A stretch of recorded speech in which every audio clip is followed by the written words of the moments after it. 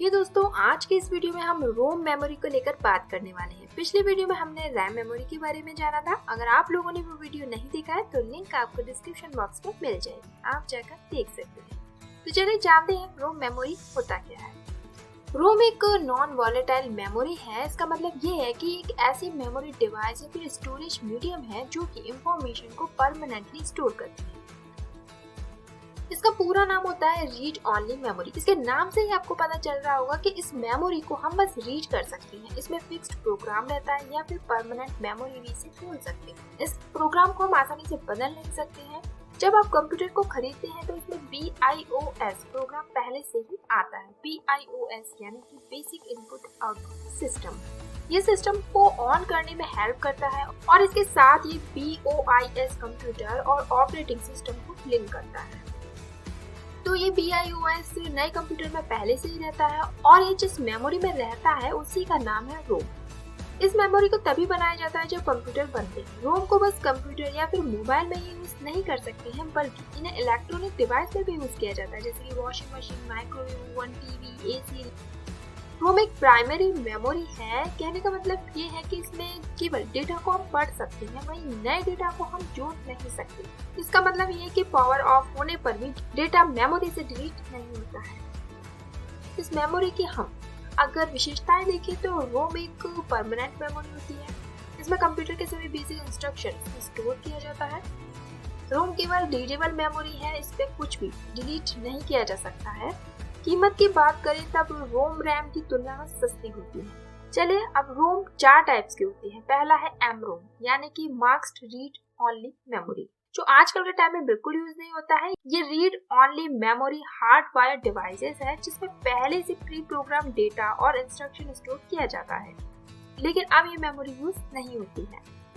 Second है आपका PROM यानी कि प्रोग्रामेबल रीड ओनली मेमोरी। ये एक ऐसा रोम है जिसको हम सिर्फ एक बार ही चेंज कर सकते हैं। यहाँ पे चेंज का मतलब ये है कि PROM में हम कुछ नया प्रोग्राम डालना है, कुछ अपडेट करना है, तो इस अपडेट को हम एक ही बार कर सकते हैं, दोबारा नहीं कर सकते। यूजर ब्लैंक PROM खरीदता है तो उसके बाद उसमें जो भी इंस्ट्रक्शन डालने होते हैं, इंस्ट्रक्शन यानी कि कुछ कमांड, इस मेमोरी में छोटे छोटे फ्यूज भी होते हैं जिनके अंदर प्रोग्रामिंग के जरिए इंस्ट्रक्शन डाला जाता है। इसको एक बार प्रोग्राम करने के बाद इसे दोबारा इरेज नहीं कर सकते हैं।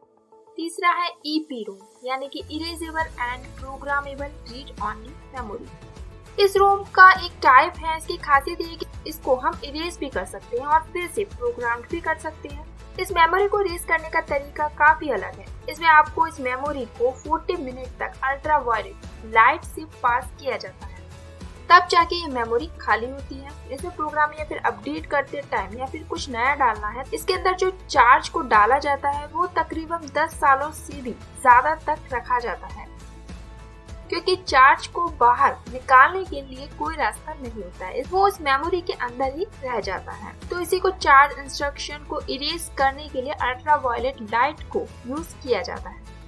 और फोर्थ है EEPROM यानी कि electrically erasable and programmable read only memory. Technology के बदलाव से रीड ओनली मेमोरी को भी बार बार बदलने की जरूरत पड़ी है, इसी वजह से इस मेमोरी का यूज हुआ है। इसकी खासियत ये है कि इसको हम 10,000 बार इरेज कर सकते और प्रोग्राम भी कर सकते हैं। तो बस 4 से 10 मिलीसेकंड के अंदर हम इसको इरेज कर सकते हैं और अपडेट भी कर सकते हैं। हम इसमें मेमोरी की कोई भी लोकेशन सिलेक्ट कर सकते हैं और उसी को हम इरेज और अपडेट कर सकते हैं। इसमें पूरे चिप को खाली करने की जरूरत नहीं पड़ती। रोम काम कैसे करता है? जब भी हम कंप्यूटर को स्विच ऑन करते हैं तब आपके कंप्यूटर और एक चट्टान में ज्यादा अंतर नहीं होता है, मतलब कि दोनों की कंप्यूटिंग पावर एक समान ही होती है। अब इसके एडवांटेज की बात करें तो रोम एक नॉन वॉलेटाइल मेमोरी है। इसके डेटा को अपने आप नहीं बदल सकते हैं, बदलने से ही डेटा बदलता है। और ये रैम से सस्ता भी होता है, रैम से ज्यादा भरोसेमंद भी होता है, क्योंकि रैम में डेटा तब तक रहता है जब तक पावर सप्लाई रहता है। इसको बार बार रिफ्रेश करने की जरूरत भी नहीं होती है। इसमें डेटा को बहुत सोच समझ के डाला जाता है, जिसको हम बार बार नहीं बदल सकते। तो उम्मीद है आपको रोम मेमोरी के बारे में समझ आया होगा। अगर कोई डाउट है तो आप हमें कमेंट में पूछ सकते हैं। अगर आप किसी जॉब या इंटरव्यू के लिए रेज्यूमे बनाना चाहते हैं तो उसके लिए आप हमारी वेबसाइट की हेल्प ले सकते हैं, जिसके लिंक आपको डिस्क्रिप्शन बॉक्स में मिल जाएगी। तो मिलते हैं अगली वीडियो में नए टॉपिक के साथ। Bye bye, have a good day.